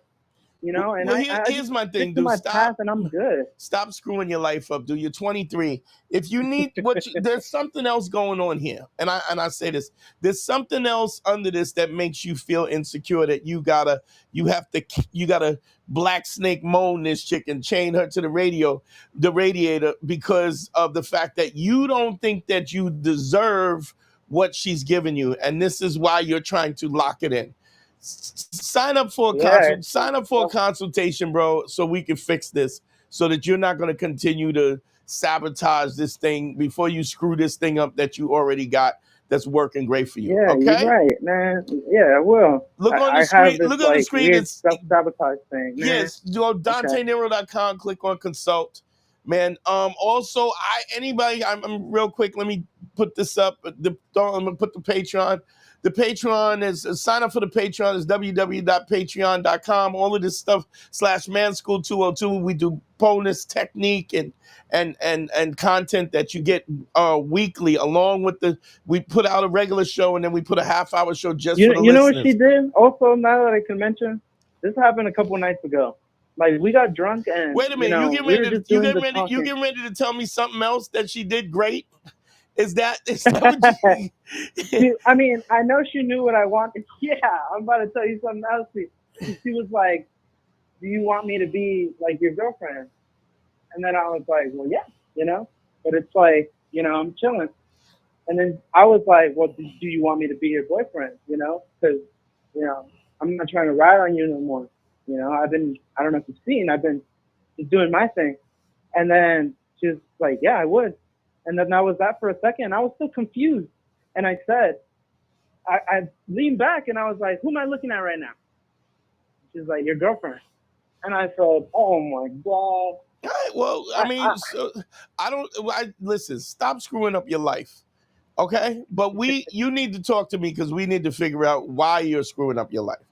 Because why you're screwing up your life has nothing to do with her specifically. It has to do with you, what's going on in your head. And that needs to be fixed. Okay? Yeah. All right, brother. Thank you for calling. Thanks, Dante. See you, Base Phillip. Later. Get out of here, man. Peace. Yo, that's crazy. It's so crazy when you're in a situation where guys have a good situation and they don't even know what their good situation. This is a crazy story. Years ago, I was about, I don't know, I was probably 20, 23, 24 years old, like ancient. And I had this older woman who met me and she was like, yo, she says, I really like you. Let me get your number. And I went to get her number. I'll tell this story after this call. Mm.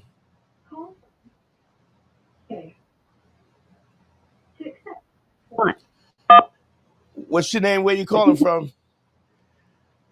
Hi, this is Kay calling from Jersey. Hey, Kay, how you doing? All right, and you? How can I help you? I just got a question. I want to get your thoughts. Sure. What are some things that a woman can do to fix a dead bedroom? What can a woman do to fix a dead bedroom? Right. What are some things? What are some tips? That's a piece of cake. Let me ask you this though. Did y'all have a great sex life at one time? Yeah, for like a good year. For a year, and then what happened? It just got stale? It definitely, yes, it got stale. Okay, and you still love him and you just want it to be better.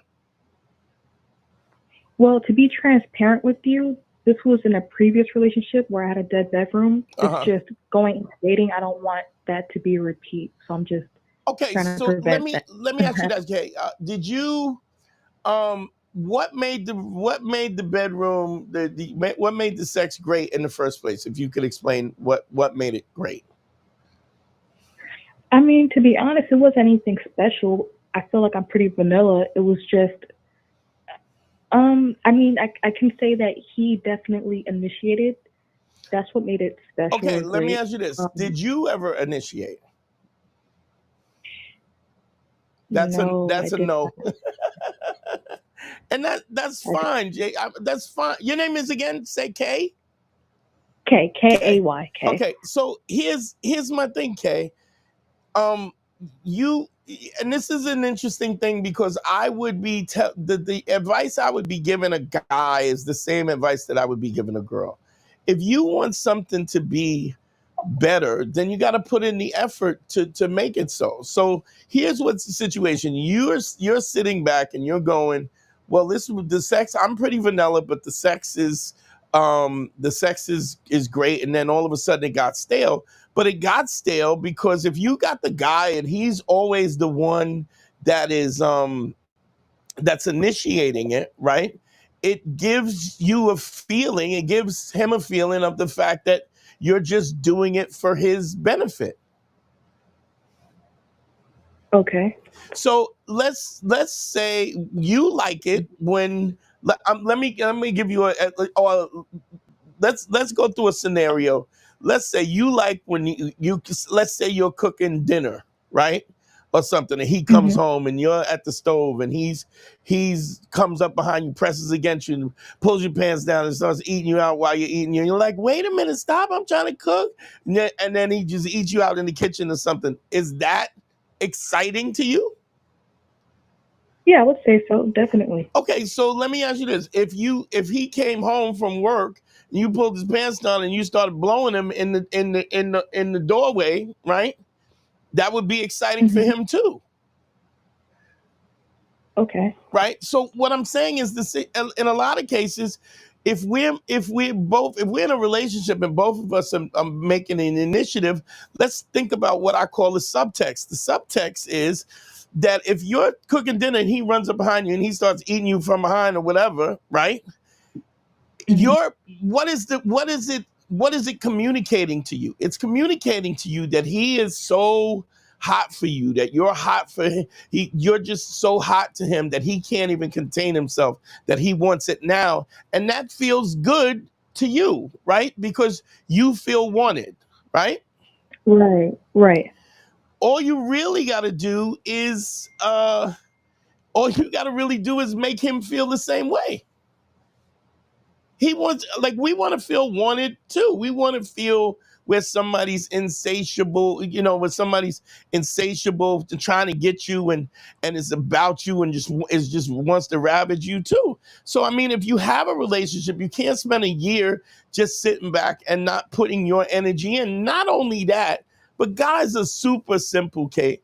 If you're just grabbing his dick, you know what I'm saying? If he's in the car and you're driving somewhere and you're grabbing his dick, you're the best girlfriend in the world. I'm gonna put this to the comments, and if you look at the comments, imagine, I'm just saying to the comments, if you got a girlfriend and she's grabbing your dick and trying to suck your dick and she's trying to put it excites us. It makes us more aggressive. We are accustomed to as men, we're accustomed to having to initiate sex and so on.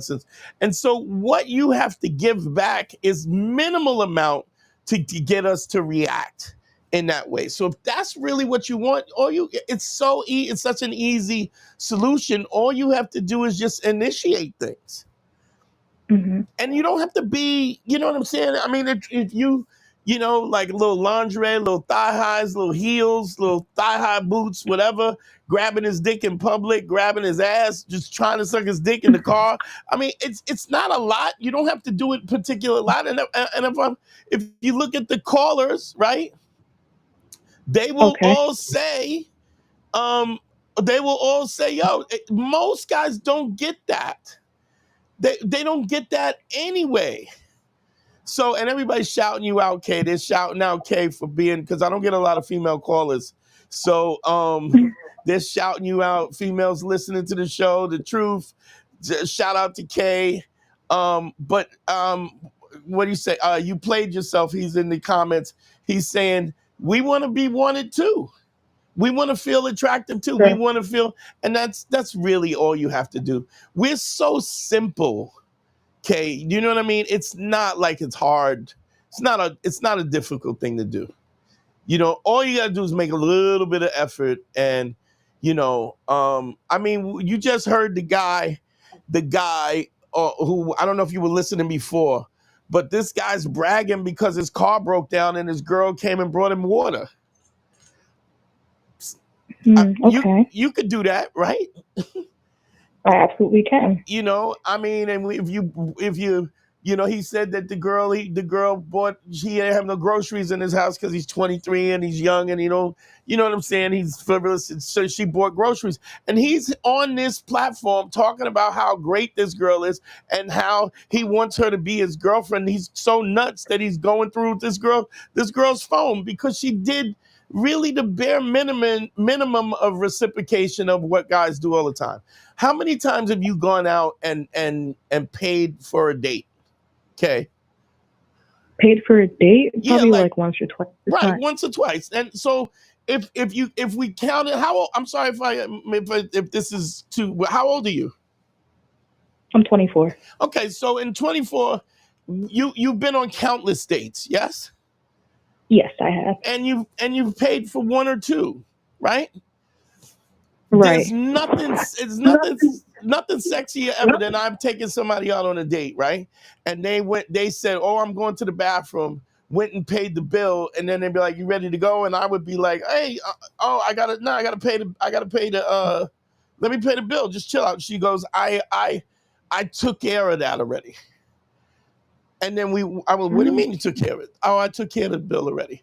Do you know how much leeway that gives you in the grand scheme of things? Now that's smooth. I like that. Yeah. I mean, I've had girls say to me, "Oh, can I see you? Can I see you afterwards?" And then be like, I'm like, "Sure, I'll come by and see you." And then they come down and says, "Oh, I just thought I was like, hey, what do I owe this call?" And it was like, "Oh, I was just thought it would be come by. I'd be nice if you came by and I could suck your dick in the car." I'm like, this is my lucky day, But I'm just saying, we take that so much more personal than you, because in the grand scheme of things, we're always initiating it.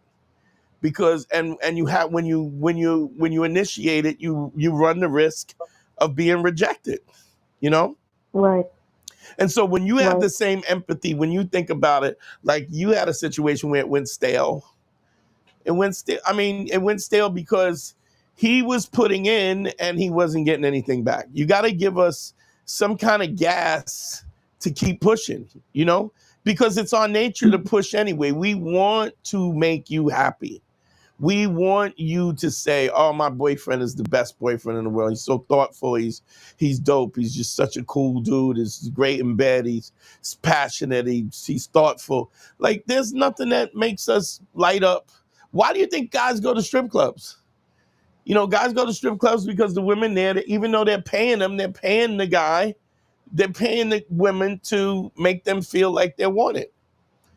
And even though that they know there's a facade that this is just a whole kind of monetary thing, strip clubs make millions of dollars. That makes sense, Kay? That makes sense. Just make a little effort and it'll go way longer than you ever could understand, okay? Got it. I appreciate your time. Thanks so much. Can I ask you a question? How'd you come across my Yeah. content? Oh, I'm a huge fan of Godfrey. Oh, okay. Cool. Yeah. So I found you by way of him. Oh, I appreciate you. Thank you so much, Kate. Thanks for calling in. No problem. Bye. Bye-bye. Yeah, that's nice. It's always nice when I get a female caller. Phone lines are open. Let me put up the number.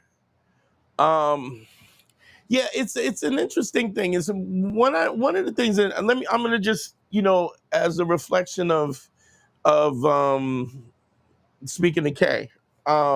One of the principles that we talk about on Man School is that you have to always put your happiness first. The reason why you put your happiness first is because your happiness includes hers. For instance, there's no way, right? There's no way that a man is happy with himself if he's got a wife or a girlfriend that's not happy in the relationship. There we attach, like, so if there's a checklist of man's happiness, part of that happiness is that my wife, my woman is happy, my children are fed, there's a roof over the head. We feel like we how should I put this? Our manhood is attached to our ability to provide and to please and to be that kind of rock. And so no man is never in a situation where he doesn't want his woman happy. What will happen is because he feels like in certain situations that he's not appreciated, what he does is not appreciated, or sometimes he'll feel as though he's putting in and not getting anything back. And so then that's what creates the distance and the resentment. And if we get, and this is so simple that if any one of us out there's got a girlfriend or wife or something, we just want to know that we're doing the right thing, that you appreciate what we're doing. You know, shout out to everybody, man, all the support I got. I mean, I just sold my house and I'm glad that's over, but I'm getting ready to buy something else and move someplace else. But my point is, in the grand scheme of things, we want to know that we are appreciated. We want to know that what we're doing matters, and because we value our manhood based on how we affect people around us. Our manhood is definitely attached to our ability to provide. And so it makes it an easy thing to do.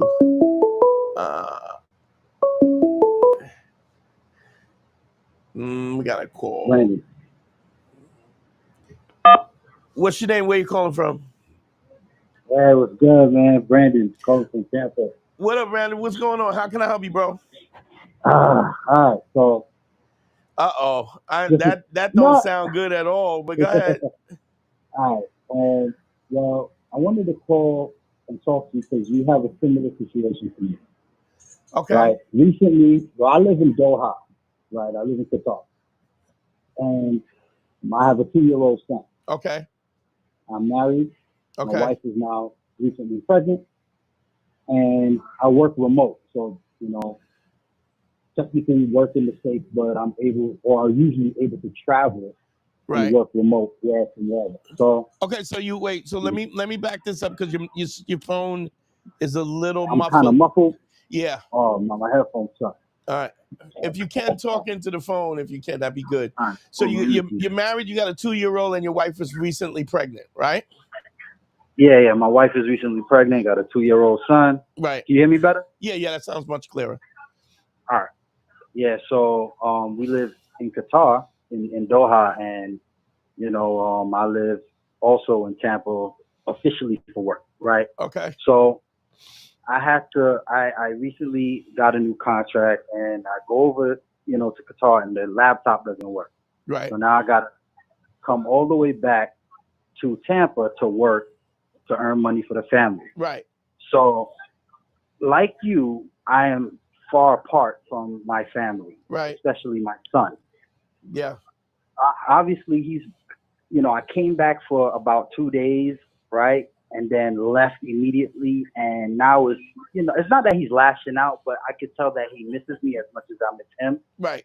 And how do you maintain being a father figure and maintain that structure in his life and in the household when you're not present?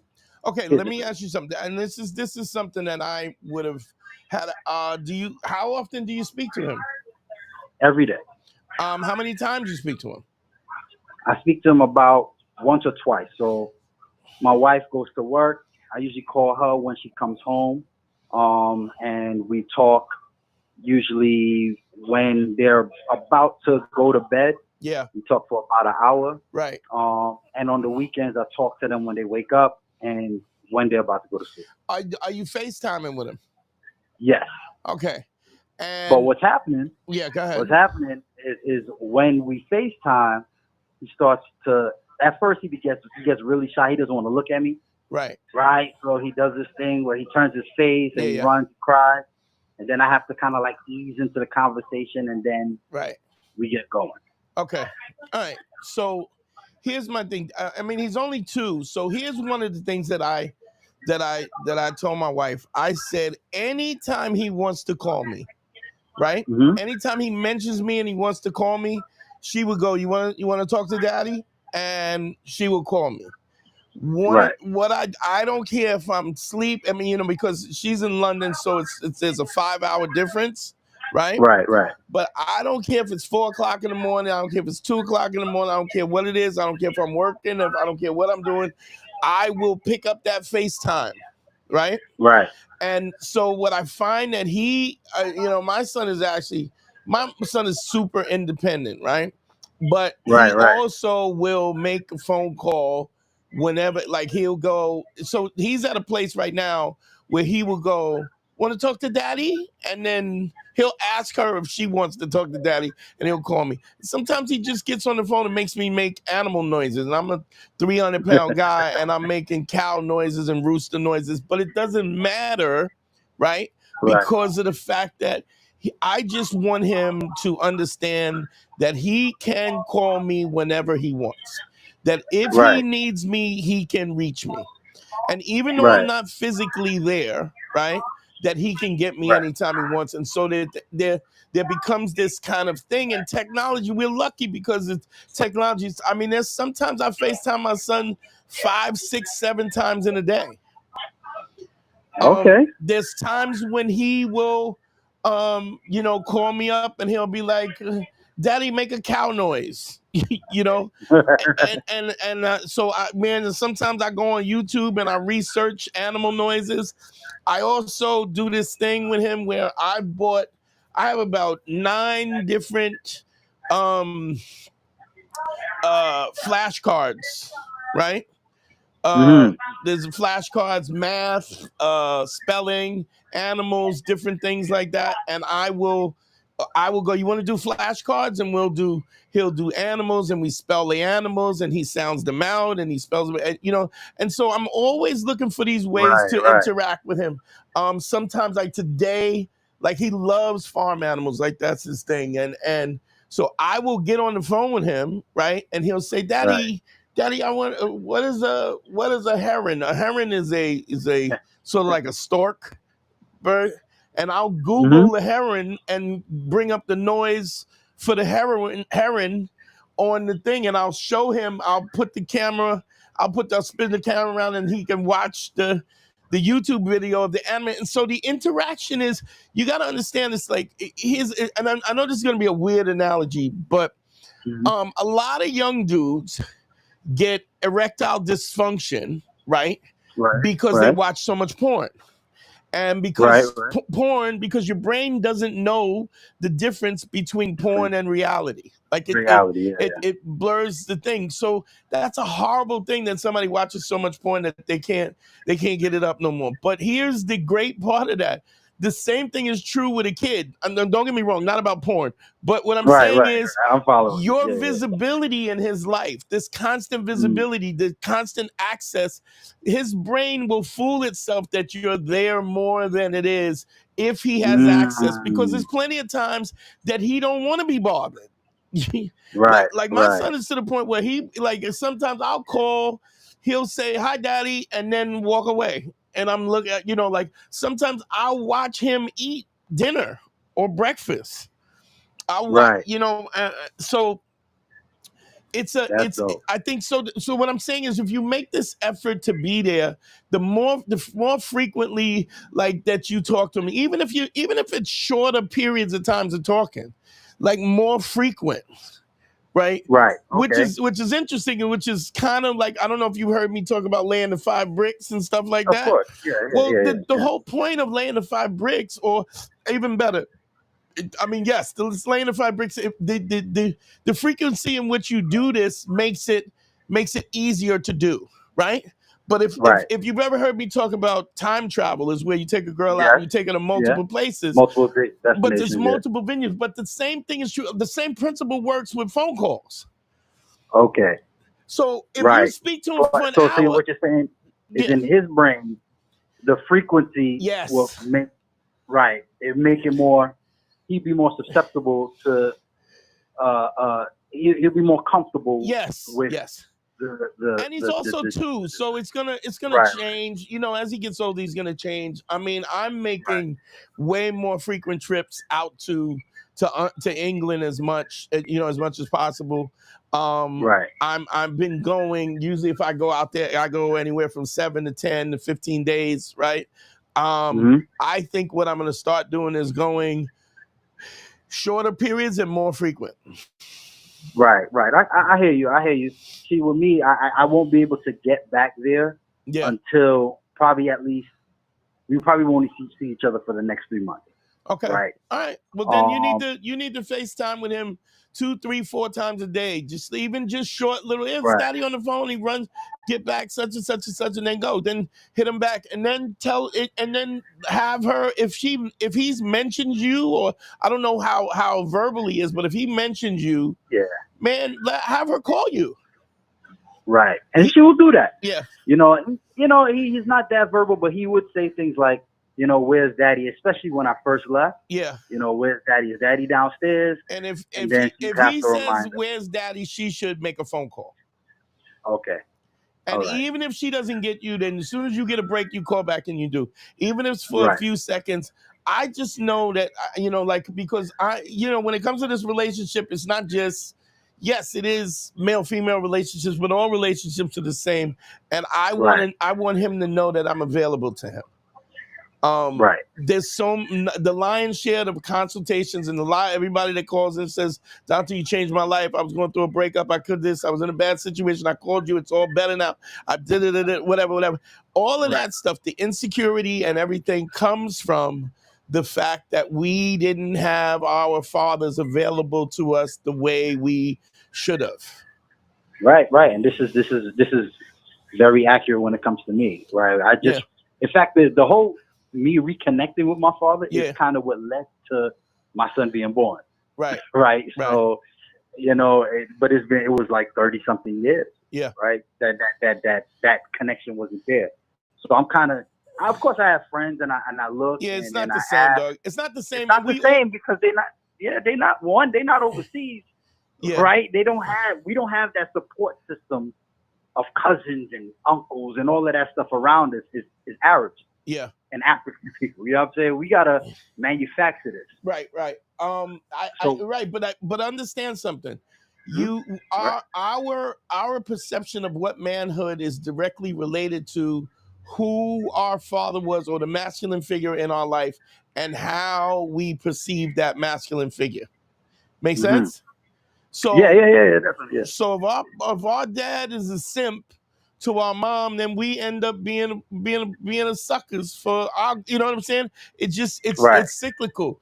And then you Right. have to realize that but then you have to, in as you become an adult, you have to reassess those assessments and see if mimicking that manhood as a whole is what you want to do or you want to change that. Does that make sense? Yeah. Absolutely. And Absolutely. I Yeah. think Think the about other that all thing the time. is, dog, I send him gifts.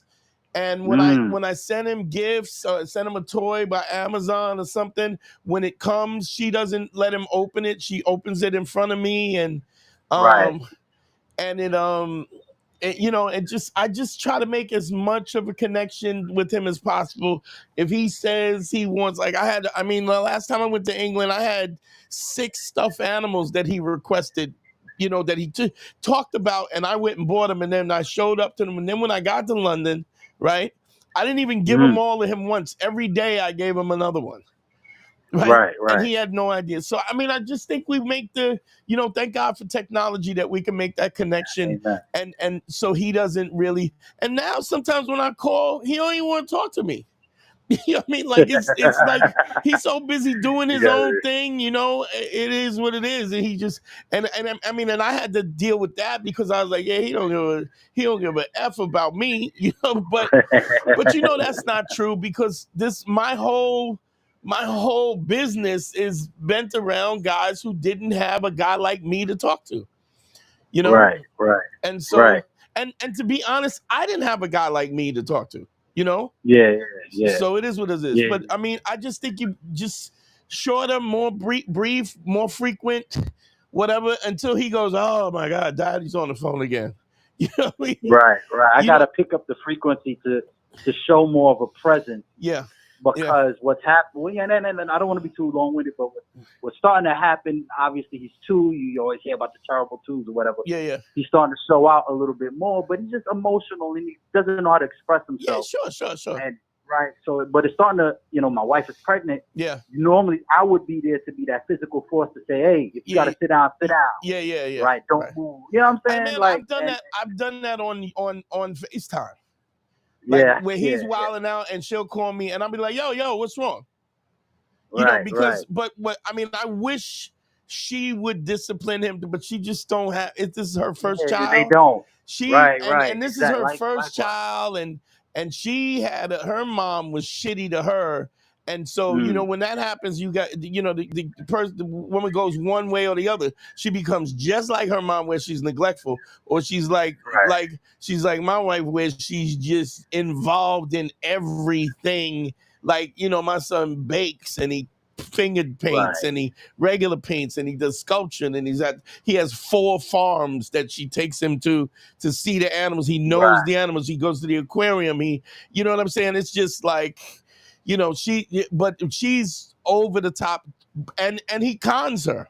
So I believe my son is a little bit on the spectrum. He's like hyper smart. He's been reading since he was like 2, but I also think he's a little bit on the spectrum socially.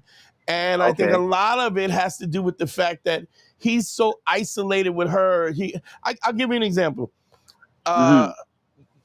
Today, he likes Peppa Pig. And he goes, where's the Peppa Pig car?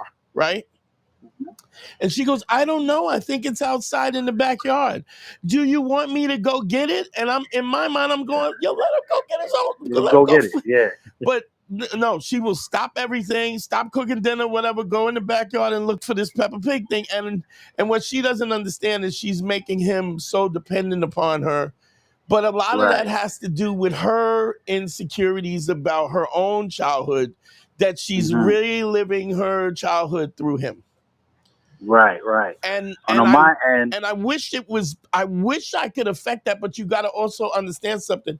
You can only affect what you can affect. And that's what I gotta realize. But like you said, the frequency hopefully can change. Yeah. And impact in his mind that, daddy's always here in some way. Even though I can't be there physically because what my wife would do. And I get that. She's a wonderful wife. And she's but, not gonna be she would not talk. gonna be a wonderful father. Like that's never gonna happen. Yeah, right. She talk and she talk. And I'm like, after like Bill Cosby said, once you say something, if they say no, when you go and get them is yes. Yes. Right. Right. Right. You gotta move. You gotta move them so that there's no wiggle room between what I said and what I expect you to do. And I can't really. I'm not there, so I can't enforce that. Right. And he so it's funny because he has this thing where she'll go, Dante, eat your dinner, and he'll go no, and then she goes, try again. And he'll go, yes, and then he'll eat, so it's like, but, I think the frequency, like if you said, one of the things that you said, did you speak to him for an hour sometime at night? Man, break that up to 10, 15 minutes. I mean, let's be honest. When do we ever, as a kid, when do we ever want to do something for an hour? An hour, right. It's the spurts of it is much more important, man. You can get a kid a huge gift and spend a shitload of money, or you can get him a little action figure every day, and they love that more because of the fact that it's the frequency of it. That's right. So yeah, but I mean, I would say increase the frequency, bro. I think it'll make a big difference.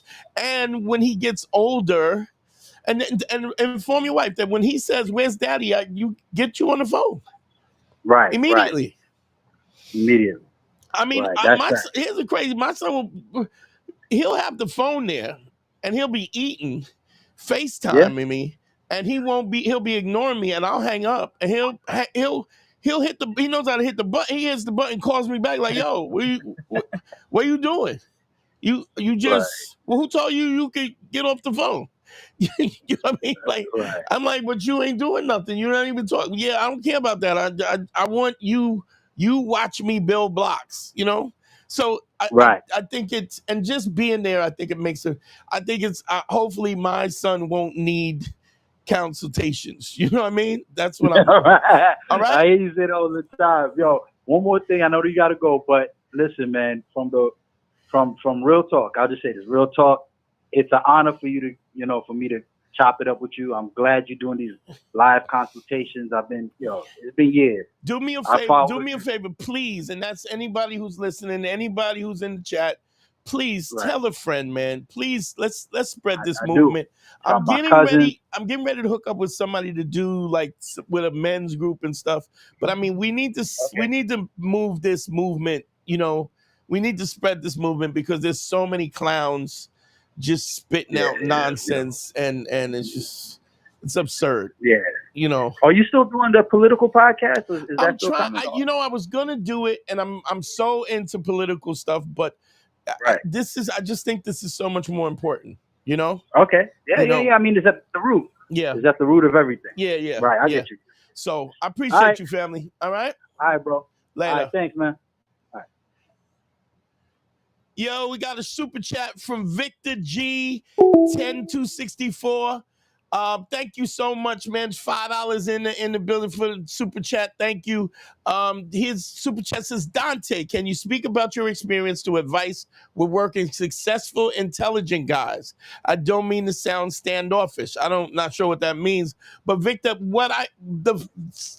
intelligent guys are the hardest guys to consult because they can find 100 different ways to come up with excuses to lie to themselves. So if they're insecure and they're afraid because for the same reason that the guys who are not really, but they know how to hide it because they can intellectualize. They can intellectualize why they're not doing something and come up with all kinds of. I had a guy who's like, he's a really successful dude. Really smart. He's a financial guy, and he goes, calls me up one day. We're doing a consultation, and he's, like, what does it all mean? I mean, why are we even doing this in the grand scheme of things? I mean, life is so. I'm like, look, here's what you're gonna do. You're gonna stop talking that bullshit, right? and you're going to go figure out how to put your dick in somebody's pussy. That's what we're going to do.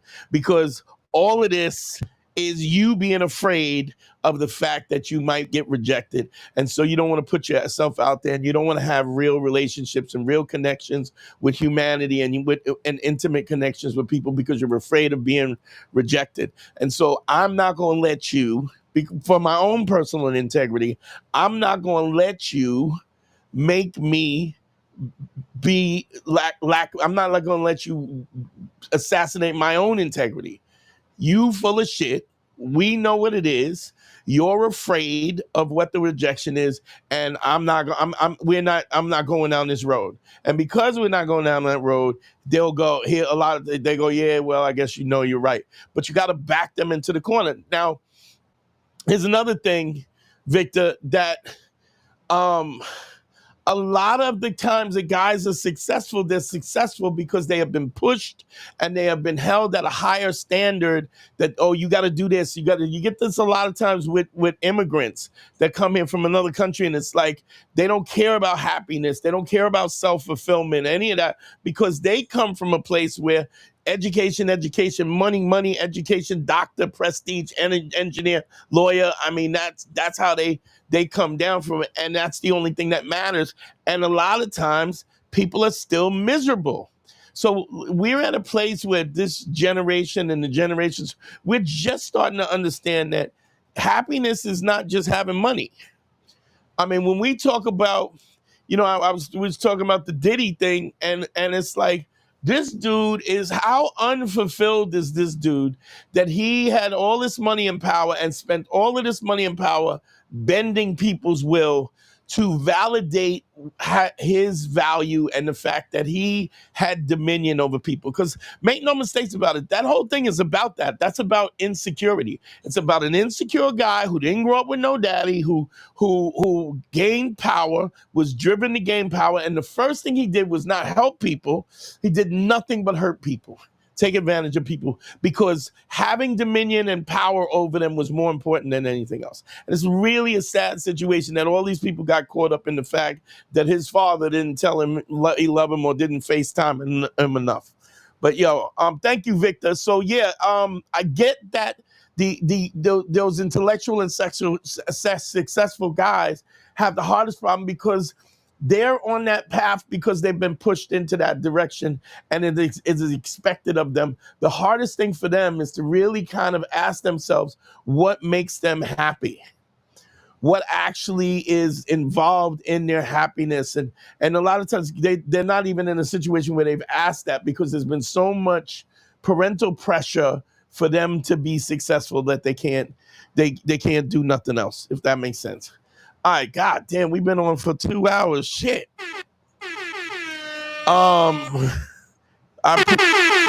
Thank y'all so much for calling. Let me just go through the banners real quick. The number was up. Let's see. Here's the PayPal and the Cash App. Y'all, I appreciate that.